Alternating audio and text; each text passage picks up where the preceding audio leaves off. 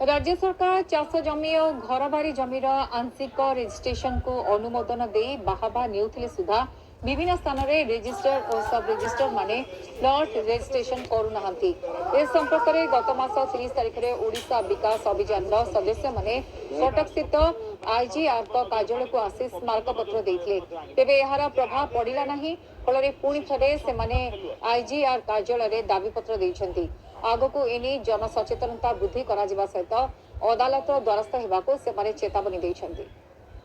सब सरकार जो दिए ताकू नहीं लोकंर जमी की नहीं खेलुं गोटे लोकर जमी संपत्तिगत अधिकार हूँ गोटे कन्स्टिट्यूशनल राइट संवैधानिक अधिकार एवं ये अधिकार आमको देछि किए ना आमको भारतीय संविधान देछि एवं सेक्शन 300A रे जोटा कि आपण निज जमीटा को होल्ड करें एवं डिस्पोज करें यहाँ हूँ तार आक्षरिक ये तेणु आपड़ जब मो जमीटा मुझे रखिकी डिस्पोज करें मोर राइट टू प्रॉपर्टी हैम्पर हो